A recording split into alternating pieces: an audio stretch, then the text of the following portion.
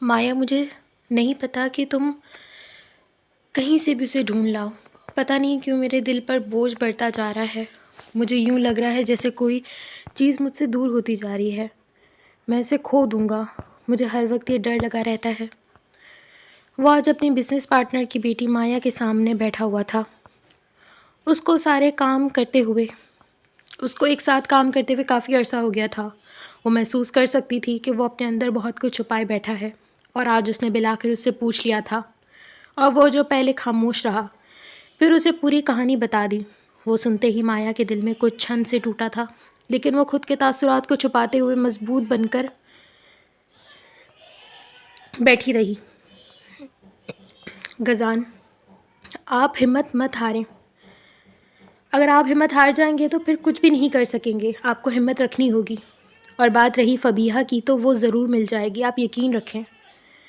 وہ کیسے مل جائے گی؟ میں اتنے عرصے سے اسے ڈھونڈ رہا ہوں۔ میں نے جیل میں بھی پتہ لگایا ہے، مگر وہ وہاں پہ بھی نہیں ہے۔ وہ کہاں گئی مجھے کچھ بھی نہیں پتہ۔ میں نے وعدہ کیا تھا کہ میں خود سے ہمیشہ اس کا خیال رکھوں گا، مگر دیکھو، مجھے تو پتہ بھی نہیں ہے کہ وہ کہاں ہے۔ میں اپنا وعدہ کیسے نبھا رہا ہوں؟ یہ بات مجھے ہی روز اندر سے توڑ دیتی ہے۔ اس کا لہجہ کافی ٹوٹا ہوا تھا۔ مایا نے پہلی بار اس کا یہ روپ دیکھا تھا۔ وہ تو جب سے غزان جیلانی کو دل میں بسائے بیٹھی تھی، جب اس نے پہلی بار اسے دیکھا تھا۔ وہ نہیں جانتی تھی کہ غزان جس لڑکی کو اتنی شدت سے ڈھونڈ رہا ہے، کیا وہ شدت صرف اپنا وعدہ نبھانے کی ہے یا پھر کچھ اور جذبہ، مگر پھر بھی مایا کو اپنے جسم میں سوئیاں چبھتی ہوئی محسوس ہو رہی تھیں۔ اس نے فبیہہ کے بارے میں ساری معلومات لے لی تھی، اور اب اس کا ارادہ اسے ڈھونڈنے کا تھا، کیونکہ غزان کو یوں ٹوٹتا ہوا نہیں دیکھ سکتی تھی۔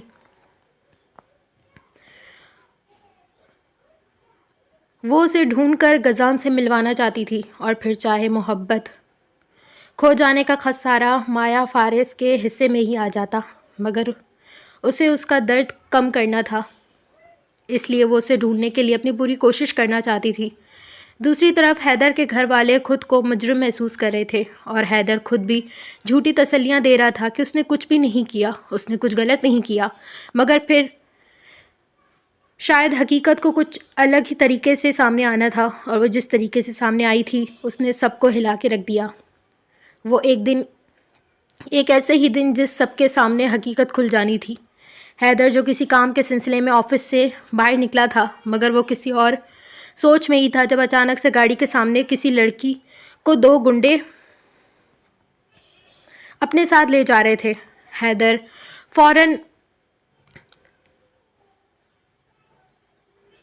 کو فرق نہیں پڑتا، مگر وہ تو اپنے آپ میں ہی مگن تھا جب اس لڑکی کی چیخیں سنائی دیں، خدا کے لیے مجھے چھوڑ دیں، کوئی تو مجھے بچاؤ، خدا کے لیے کوئی مجھے بچاؤ، وہ چلا رہی تھی، اور شاید یہ آواز حیدر پہچان سکتا تھا۔ وہ جلدی سے گاڑی کا دروازہ کھول کر ان لڑکوں کی طرف بڑھا تھا۔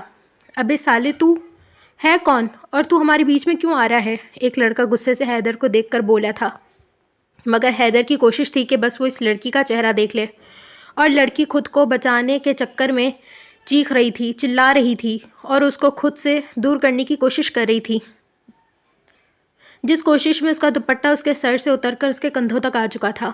اور جیسے ہی حیدر کی نظر اس لڑکی پہ پڑی، پاؤں کے نیچے سے زمین کھینچنا کسے کہتے ہیں وہ آج حیدر جیلانی کو پتہ چلا تھا۔ وہ بے یقینی سے اس لڑکی کو دیکھ رہا تھا۔ ابے تو ہٹ، میں یہ کام کر دیتا ہوں۔ حیدر جو ابھی سکتے کی حالت میں ہی تھا، ان دو لڑکوں میں سے ایک لڑکے نے مارنے کے لیے اپنا ہاتھ آگے بڑھایا ہی تھا کہ جب حیدر نے ایک زوردار مکہ اس کے منہ پر دے مارا، اور پھر وہ دونوں لڑکوں کو پے در پے مکے مارتا گیا،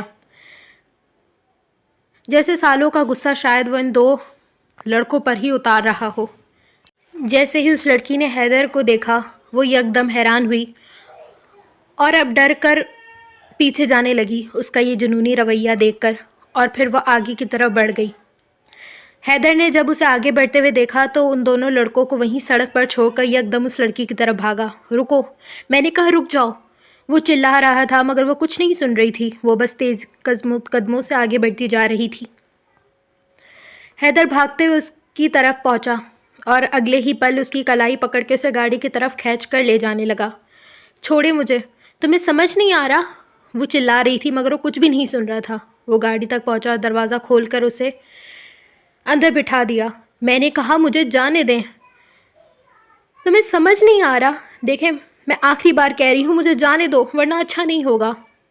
وہ اسے دھمکیاں دیے جا رہی تھی مگر اسے کہاں فرق پڑنا تھا. وہ دوسری طرف کا دروازہ کھول کر گاڑی میں بیٹھ کر گاڑی آگے کی طرف بڑھا چکا تھا مگر وہ لڑکی چیختی رہی، چپ رہنے کو تیار ہی نہیں تھی. اور پھر حیدر نہ چاہتے ہوئے بھی اپنی گاڑی روکی تھی اور پھر ٹیپ اس کے منہ پر لگا چکا تھا. وہ ہاتھوں سے ٹیپ کھولنے کی کوشش کر رہی تھی جب اسی دوپٹے سے اس نے اس کے دونوں ہاتھ بھی باندھ دیے. وہ لڑکی آنکھوں میں قہر بھرے حیدر کو دیکھ رہی تھی مگر وہ تو حیران تھا کہ یہ کیسے ہو سکتا ہے. کیا معجزہ اس دور میں بھی ہو سکتا ہے؟ وہ سمجھ نہیں پا رہا تھا. اور ابھی تو اس کے گھر میں ایک اور قیامت برپا تھی جس کی خبر ابھی تک حیدر جیلانی تک نہیں پہنچی تھی. احتشام میری بات سنیں، ہم پاکستان کیوں جا رہے ہیں؟ میرے پاس تو پاسپورٹ بھی نہیں ہے اور نہ ہی مجھے پاکستان جانا ہے. آپ کیوں نہیں سمجھ رہے؟ میں وہاں نہیں جا سکتی. وہ پچھلے 4-5 دن سے یہی باتیں کر رہی تھی. احتشام کا ارادہ تھا کہ وہ لوگ جلدی سے پاکستان کے لیے نکل جائیں مگر ہر بار بیا اسے کچھ نہ کچھ بہانہ بنا کر روک دیا کرتی تھی. اب تو شاہ نور اور اس کی ماں بھی پوچھنے لگی تھیں کہ آخر وہ اتنا کیوں ڈر رہی ہے مگر وہ ہر بار یہ کہہ دیتی کہ اسے یہ ملک اچھا لگنے لگا ہے، اسے یہیں رہنا ہے. اور احتشام اس کی کوئی بات نہیں سنتا اور سب کو لے کر ایئرپورٹ کے لیے روانہ ہو چکا تھا. دیکھیں آپ کسی لڑکی پر زبردستی کر رہے ہیں. کسی لڑکی پر زبردستی کرنے پر اللہ بہت گناہ دیتا ہے. جب کوئی بات نہیں بن سکی تو وہ اسے اللہ کے نام سے ڈرانے لگی. الحمدللہ میں اللہ سے بہت ڈرتا ہوں اور میں کسی لڑکی پہ زبردستی نہیں کر رہا. میں بس یہاں پر اس لڑکی کو چھوڑ کے نہیں جا سکتا کیونکہ مجھے اللہ سے ڈر لگتا ہے کہیں ایسا نہ ہو میں اسے یہاں پہ چھوڑ کے چلا جاؤں اور پیچھے کچھ ہو جائے. اس لیے محترمہ چپ رہیے. اس کی بات سن کر وہ خاموش ہو گئی مگر وہ نہیں جانتی تھی کہ آگے کیا ہونے والا ہے. اور پھر وہ لوگ جہاز میں بیٹھ چکے تھے. بیا تو جتنی حیران ہوتی کم تھا. اسے سمجھ نہیں آ رہا تھا کہ اسے جہاز میں کیسے بٹھا دیا گیا. اس کے پاس تو نہ پاسپورٹ تھا اور نہ ہی ٹکٹ. پھر وہ کیسے جا سکتی تھی؟ اسے یہ بات سمجھ نہیں آ رہی تھی. احتشام کیا کر رہا تھا، کیسے کرتا جا رہا تھا، کسی کو کچھ نہیں پتا تھا مگر وہ اتنا سمجھ گئی تھی کہ اب وہ رکنے والوں میں سے نہیں ہے. وہ پاکستان جا کر ہی دم لینے والا ہے. اور وہ بھی اللہ سے دعا کر رہی تھی کہ آگے جو بھی ہوگا بس اچھا ہو. یار بیا میں تو بہت خوش ہوں. مجھے تو سمجھ نہیں آ رہا کہ وہاں پر جا کر کیا کریں گے. میرا بچپن سے خواہش تھی کہ میں پاکستان دیکھوں. بالآخر وہ خواہش پوری ہو رہی ہے. وہ ہنستے ہنستے اپنی خوشی بتا رہی تھی. جب شاہ نور کی ماں نے احتشام سے پوچھا کہ وہ لوگ کس شہر میں جا رہے ہیں تو احتشام نے بڑے پرسکون لہجے میں کہا کہ وہ لوگ کراچی جا رہے ہیں. اور کراچی کا نام سنتے ہی جوس پیتی ہوئی بیا کے گلے میں جیسے جوس اٹک گیا تھا. وہ کھانسنا شروع ہو گئی تھی. یا اللہ خیر کیا ہو گیا؟ شاہ نور کی ماں پریشان ہو گئی تھی مگر وہ اگلے گلا سہلاتے ہوئے احتشام کو دیکھ رہی تھی. احتشام بھی یہ بات کرتے ہوئے اسے ہی دیکھ رہا تھا جیسے اس کے تاثرات دیکھنا چاہتا ہو اور وہ اچھے سے اس کے تاثرات دیکھ چکا تھا. بیا بی بی ابھی تو جوس اٹکا ہے، ابھی تو کیا کیا اٹکے گا آپ نہیں جانتی. وہ دل ہی دل میں خود سے مخاطب تھا. یعنی بہت آگے تک وہ سوچ کر بیٹھا تھا مگر ابھی کسی کو بھی نہیں بتانے کا ارادہ رکھتا تھا کہ وہ آگے کیا کرنے والا ہے. دیکھیں میں آپ سے آخری بار کہہ رہی ہوں چھوڑے مجھے. حیدر نے اپنے گھر کے باہر گاڑی روکی اور گھر کے اندر داخل ہونے سے پہلے اس لڑکی کے ہاتھ اور منہ سے ٹیپ ہٹا چکا تھا. اور جیسے ہی ٹیپ ہٹی وہ پھر سے چلانا شروع ہو گئی. یا اللہ یہ میرے کان کے پردے پھاڑ دے گی. چپ ہو جاؤ. کون سا تمہیں اغوا کر رہا ہوں جو اتنا چلا رہی ہو؟ ایک تو میں نے تمہاری جان بچائی، اوپر سے تم چلا کر میرے دماغ خراب کر رہی ہو.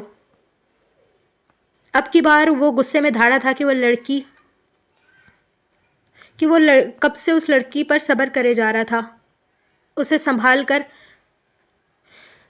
اپنی بات کرنے کی کوشش کر رہا تھا مگر وہ تو چپ ہونے کو ہی نہیں آ رہی تھی اور اس کا صبر ختم ہو چکا تھا. وہ اسے کھینچتا ہوا اندر لایا اور صوفے پر نسرین بیگم کو بیٹھے دیکھا. وہ جو اپنے دھیان میں کتاب پر نظریں جمائے کچھ پڑھ رہی تھی. جیسے ہی نظر اپنے بیٹے پر پڑی وہ حیران ہوئی.